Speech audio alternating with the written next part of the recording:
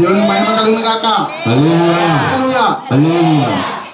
ముందుగా నాకు ఈ సమయం ఇచ్చిన దేవాదేవునికి నా హృదయపూర్వకమైన వందనాలండి. అలాగే ఈ సమయం ఇచ్చిన పాస్టర్ గారికి, పాస్టర్ గారికి, అలాగే సంఘస్థులందరికీ నా హృదయపూర్వకమైన వందనాలండి. నాకంటే ముందు 4 మాటలు మన సంఘస్థులు సహోదరులు అందరూ చెప్పి ఉన్నారు. 5వ మాటగా నాకు ఈ సమయాన్ని ఇచ్చిన దేవునికి నేను ఎంతగానో రుణపడి ఉన్నానండి. ప్రతి ఒక్క మాటకి కూడా మనం ముందుగా అర్థాలు తెలుసుకుందామండి. 1వ మాట క్షమాపణ హక్కు అండి, వాక్. అది క్షమించే తత్వం కలిగిన మాట మొదటి మాట. అది క్షమాపణ వాక్కు కింద మనం ఒక్కొక్క మాట అనే కంటే వాక్కు అంటే బైబిల్లో మాట అని ఉండదు, అది వాక్కు, దేవుని వాక్కు. కాబట్టి నేను వాక్కు అని చెప్తున్నాను. ఫస్ట్ వాక్కు ఏంటంటే ఆయన నోటి నుంచి వచ్చింది క్షమాపణ వాక్కు.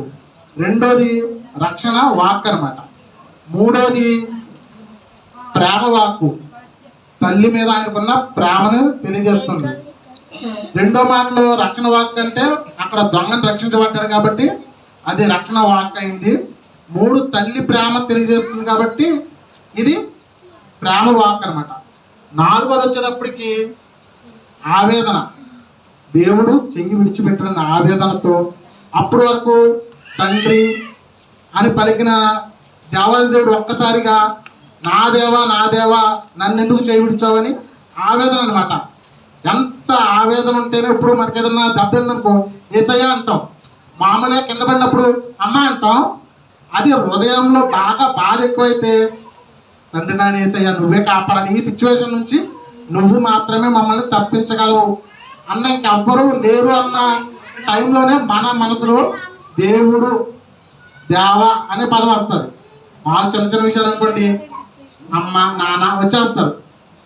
కానీ దేవుడు కూడా ఆ ఒక్క నిమిషంలో నా దేవా అని పలికాడంటే అది ఆవేదన. ఎంత ఆవేదన వాక్ అండి, అది ఆవేదన. అలాగే 5వ మాట వచ్చేటప్పటికి శ్రమ వాక్కు. ఇప్పుడు శ్రమ అనేది ఎలా అంటే మనం ఏది శ్రమ ఎంత చిన్న పని చేసినా చాలా శ్రమించిపోయాం, అలసిపోయాం అని చెప్తాము, శ్రమ వాక్ అండి. తర్వాత 5వది విజయవాక్కు, 6 సంతృప్తి వాక్కు. ఇలా మొత్తం 7 వాక్కులుగా మనం తీసుకుంటున్నాము. ఇందులో నాకు ఇచ్చిన మాట శ్రమ వాక్ అనమాట. ఈ వాక్యం గురించి ముందుగా మనందరం తలలోంచుకుంటే చిన్న ప్రార్థన చేసి ప్రసంగం స్టార్ట్ చేస్తున్నాం. స్తోత్రం దేవ, స్తోత్రం తండ్రి, స్తుతనైనా సర్వోన్నత సర్వాధికారి సర్వశక్తి మంత్రులైన యేసయ్య, నీ దివ్యమైన శ్రేష్టమైన ఉన్నతమైన నామను బట్టి లెక్కలేని స్థుతులు స్తోత్రములు చెల్లించుకున్నాం తండ్రి. ఇదిగో దేవ, ఉదయకాలం మొదలుకొని ఈ ఆరాధన క్రమంలో తండ్రి ఈ యొక్క మంచి శుక్రవారం రోజు మేము మాకు ఏర్పాటు చేసినందుకు నీకు లెక్కలేని స్థుతులు స్తోత్రములు చెల్లించుకున్నాం దేవ. ఇదిగో తండ్రి ఈ యొక్క సన్నిధిలో తండ్రి ఇప్పటి వరకు తండ్రి 4 మాటలు వేయించిన ప్రతి ఒక్క బిడ్డను నీ చేతులకు అప్పగించుకున్నాం తండ్రి. 5వ మాటగా నన్ను నిలబెట్టుకుని నా నుంచి నువ్వు ఏమైతే కలిగించాలనుకున్న ఈ ఆత్మశక్తితో నన్ను నింపండి. నీ పరిశుద్ధాత్మను నాకు కావాలి ఉంచుంటుంది. 7వ ఆత్మశక్తితో నింపి మాట్లాడుతుండగా నా యొక్క మాటల్లో స్పష్టత ఉండేటట్టు ఎవరైతే ఉంచున్నారో ప్రతి ఒక్క చెవి వినగల చెవి గ్రహించగల హృదయం వాళ్ళకి దయచేయండి తండ్రి. ఈ యొక్క మాటల ద్వారా ఎవరైతే ఉంచున్న ప్రతి ఒక్కరికి మంచి జ్ఞానం దయచేయమని, ఈ చిన్న ప్రార్థన ప్రార్థన చేసిన ప్రార్థన ప్రతి వాళ్ళకి దయచేయమని యేసు ఉన్నాం తండ్రి, ఆమేన్.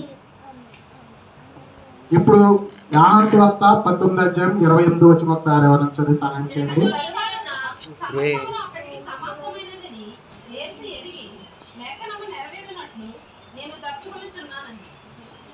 యేసు ప్రభువు ఎరిగి లేఖనం నెరవేరినట్లు అంటే ప్రతి ఒక్క విషయం కూడా యేసు ప్రభువు గారి పుట్టిక నుంచి కూడా ఆయన మరణం వరకు కూడా ప్రతి ఒక్కటి లేఖనంలో ఉన్నదే జరిగిందండి. ప్రతి ఒక్కటి ఆయన పుడతాడు అన్నది ముందు ప్రవచన వాక్యం జరిగింది, ఆయన మరణం కూడా ప్రవచన వాక్యం జరిగింది. అలాగే లేఖనంలో ఏమనుందంటే ఈయన దప్పుకొనిచున్నారని దావీదు మహారాజు ఆయన కీర్తనల గ్రంథంలో మనకు రాసించారండి. కీర్తనలు 69:21లో రాసుంటుందండి, ఒకసారి చదవండి.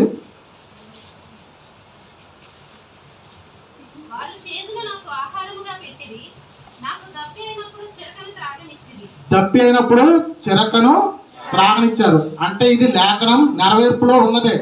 ఆయన పుట్టుక నుంచి మరణం, శిలువ మరణం వరకు కూడా ప్రతి ఒక్కటి లేఖనం నెరవేర్చడానికి యేసుప్రభు గారు ఈ లోకానికి వచ్చారండి. లేఖనంలో ఏదైతే జరిగి ఉందో, ఏదైతే ఉందో, భూమి ఆకాశములు గతించిపోయినను నా మాటలు గతించిపోవని లేఖనం ఉంది. ఒక పొల్లైనను ఒక అక్షరమైనను ఎక్కువ కాదు తక్కువ కాదు, ఏదైతే రాస్తుందో అది మాత్రమే జరుగుద్ది. ఆయన అంత పరిశుద్ధమైన జీవితం జీవించి శిలువ మరణం పొందింది ఎవరి కోసం అండి? నీ నా జీవితాల కోసం. పాపులమైన మనం ఇంకను పాపులుగా ఉండకూడదని ఆయన పరిశుద్ధ రక్తం చిందించడానికి శిలువ మరణం పొందాడండి. ప్రతి ఒక్క లేఖనంలో ప్రతి ఒక్కటి ఆయన పుడతాడు, ఈ రకంగా ఉంటారు, ఈ రకంగా పెరుగుతారు, ప్రతి ఒక్కటి. మీరు బైబిల్ మన అందరం చదువుతాము, రెగ్యులర్గా చదువుతాము. ఎవరికి ఉన్న టైంని బట్టి ఒకరు చదువుతారు, ఒకరు చదువుతారు. కొన్ని సందర్భాల్లో బైబిల్ చదవకుండా మాత్రం మానేస్తాం. ఎందుకంటే ఆ దుఃఖ సమయమైనా లేకపోతే ఇంట్లో ఏమన్నా పరిస్థితులు బాగున్నప్పుడు జనవరి నెలంతా నేనైతే అసలు బైబిల్ ముట్టుకోలేదండి.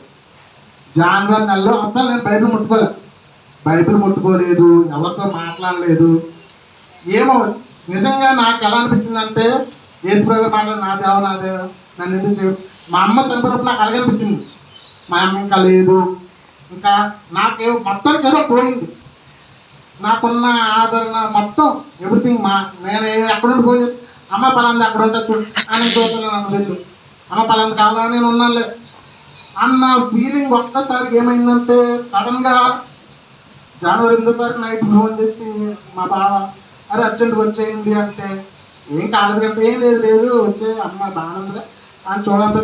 నేను లాస్ట్ మాట నాతో ఏమో చెప్పుద్దేమో అనుకున్నాను.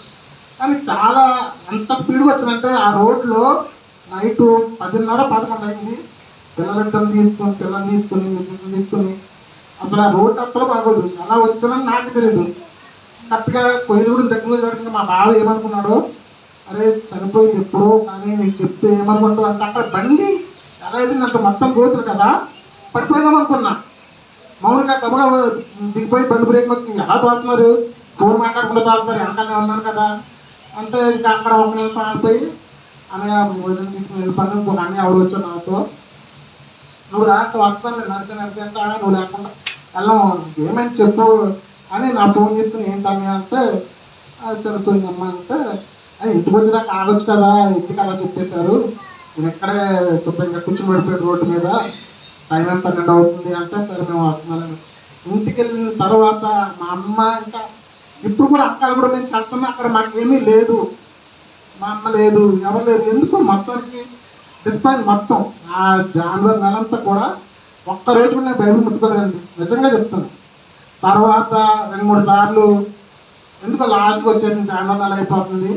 పద్దాక బాధ ఎటు చూసినా మనలో పద్దాక గుర్తురాకుండా ఇలా కాదు, బైబిల్ చదవాలి, ప్రైజ్కి వెళ్ళాలి, ఎక్కడికి వెళ్ళాలి. ఎక్కడ చూసినా సిటీస్లో చర్చిలు ఏవి కింద ఒక్కటి కూడా ఉన్నాయండి. నేను చూస్తున్నాను కదా తణుకులో చర్చిలు ఏవి కూడా కింద అయితే ఉండవు, అన్ని 5 స్టార్లు ఉంటాయి. కింద ఫ్యామిలీ, కింద వాళ్ళ పాస్టర్ గారు ఉంటారు, పైన చర్చ్ కట్టుకుంటారు. అక్కడికి 2-3 చర్చిలకి పైకి ఎక్కి దిగడం బాగా ఇబ్బంది అవుతుంది. ఇక్కడికి వచ్చి ఒక శనివారం నైట్ అక్కడ పోయేసరికి 12 అవుతుందండి. అక్కడ 5:30-6 బయలుదేరితే ఆ రోడ్లు ఇలా తోలుకుంటా నెమ్మదిగా వచ్చేటప్పుడు 10:30-11 ఒకసారి 12 అవుతుంది. ఇంకా టైర్డ్ అయిపోయి లెగిసి వెళ్తాం కదా, వాటిని కనపడుతుంటారు, పాస్టర్ చెప్తూ ఉంటారు. లెగిసి బయటకు వచ్చి అలా కూర్చుని మళ్ళీ ఆపకని పడుకుని మళ్ళీ పొద్దున్నే మళ్ళీ తనకి వెళ్ళిపోతుంటాం. కానీ ఉద్యోగము రానంత వరకు సురేష్ చాలా హ్యాపీగా ఉన్నాడండి. ఎంత హ్యాపీగా ఉన్నాడంటే అసలు నేను చెప్పలేను. ఉద్యోగం వచ్చిన తర్వాత ఎంత అనమాట, ఉద్యోగం కావాలి అనుకోవడం కాదు, కానీ అది చేయడం మాత్రం భయంకరమైన నిమిషం. అది మన జగన్ గారి ప్రభుత్వంలో అది ఇంకొక కొత్త రకమైంది అనమాట.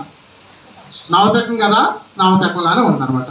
అది సెక్రటరీ జాబ్ వచ్చింది తణుకు, ఒక ఆదివారాలు ఉండవు, సోమవారాలు ఉండవు, 1వ తారీఖు అసలు ఉండదు.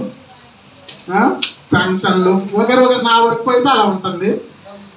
ఇంకా మనం ఇప్పుడు ఈ మాట వరకు వచ్చేటప్పటికి ఇందులో మనం తెలుసుకునేది ఏంటంటే శ్రమ కలిగినప్పుడు ఆటోమేటిక్గా మనకి దాహం అనేది వస్తుంది.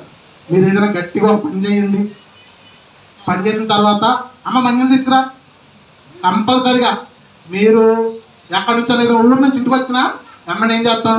మంచినీళ్ళు తాగండి ఇస్తామేమో. అంటే అది ఎలాంటి దాహం అండి? శారీరకమైన దాహం. మామూలుగా ఒక మనిషి కష్టపడితే తనకి కలిగే దాహం శారీరకమైన దాహం. ఈ దాహం గురించి మన యేసు గారు ఏం చెప్తున్నారంటే యోహాను సువార్త 4:13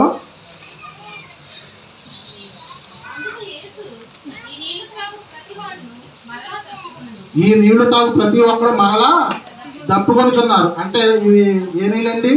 మన శరీరానికి తాగే నీళ్ళు. అవి తాత్కాలిక శరీర దాహం తీర్చుకోవడానికి సంబంధించి, మన ఆత్మీయ దాహాన్ని తీర్చే మాత్రం కాదు.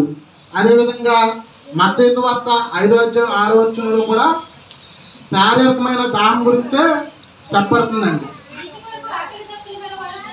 నీతి కొరకు ఆకలి దప్పులు గలవారు ధన్యులు, తృప్తిపరచబడుతుంది. దేని ద్వారా? ఆనందాలు మాత్రమే. నీతిగా ఉంటే ఆ నీతి ద్వారా ఆకలి దప్పిక లేకుండా తృప్తిగా ఉండడం వరకు మాత్రమే. ఇవి శారీరక సంబంధమైన దాహం గురించి మాత్రమే చెప్తున్నారు. ఇవి 2 రకాలు. శారీరక దాహం ఉంటుంది, ఆత్మీయ దాహం ఉంటుంది. యేసు ప్రభు గారు తిరువులో పడింది ఆత్మీయ దాహం అనమాట. మామూలుగా ఆయన దాహం అవడం ఏంటండి? ఒక దేవాది దేవునికి దాహం అవుద్దండి? దాహం అవుద్దా? అవదు. ఆయన పడే దాహం ఏంటంటే ఆత్మీయ దాహం, ఆత్మల కొరకైనా దాహం. అది నేను ఇంతమందిని రక్షించడానికి వచ్చాను, కానీ ఇంకనూ ఈ రక్షణ తెలియకుండా లోకంలో పడి చాలా జనం నశించిపోతున్నారు అని ఆ నశించిపోతున్న ఆత్మల కోసం ఆయన దాహం కలిగి ఉన్నాడు. అది ఆత్మల కొరకైన దాహం. కీర్తనలు యెషయా 44:3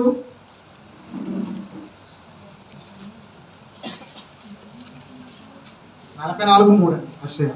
నేను దప్పిగల వారి మీద నీళ్లను, ఎండిన భూమి మీద ప్రవాహ జలములను కుమ్మరించెను.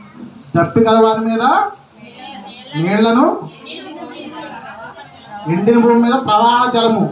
ఇప్పుడు నీళ్ళన్నా జలమన్నా ఒకటే, కానీ రెండు రకాలుగా మాట్లాడారండి అక్కడ వాక్యంలో. ఎవరైతే దప్పికొన్నారో వాళ్ళకి మాత్రం నీళ్ళు కావాలి. ఇప్పుడు మనం వ్యవసాయం చేసినప్పుడు ప్రవాహ జలం కావాలి. అంతే తప్ప నుంచి అక్కడ కూడా నీళ్ళు ఒక చెంబు నీళ్ళు పుచ్చుకెళ్ళి మనం వ్యవసాయం చేద్దాం అనుకుంటే చేయలేము. ఎందుకని? అక్కడ ప్రవాహ జలం, ఎండిన భూమికి ప్రవాహ జలం కావాలి.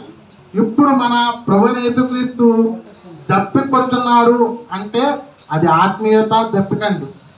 ఆయనకి ఆత్మల కొరకైన రక్షణ, వాళ్ళకి రక్షణ కావాలి, వాళ్ళు నశించిపోకూడదు అని. అలాంటి బాధలో ఆయన దప్పికొచ్చున్నాను అని చెప్తున్నారు తప్పించి అది నిజమైన శారీరక సంబంధమైన దప్పికైతే కాదండి. ఓకేనా? అలాగే ప్రకటన 7:16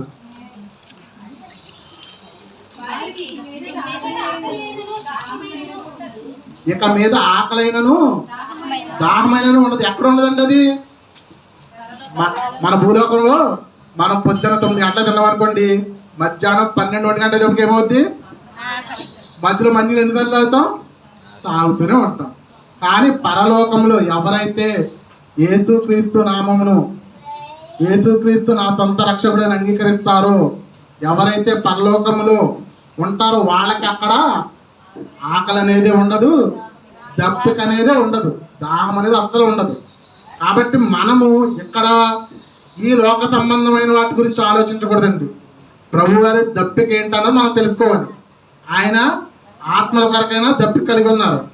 కానీ ప్రతి ఒక్కరు ఈ రోజుల్లో నేను నా కుటుంబం అనే ఉన్నాం. కానీ ఒకళ్ళైనా దేవుని పరిచర్యలు, దేవుని యొక్క ప్రతి పనిలో, లేదా నేను ఎక్కడికి వెళ్ళినా, నేను తణుకులో ఎవరింటికి వెళ్ళినా ప్రతి ఒక్కరికి చెప్తాను ఏమని, అమ్మ యేసు గారు నేను చర్చికి వెళ్తాను, మీరు వెళ్తారా?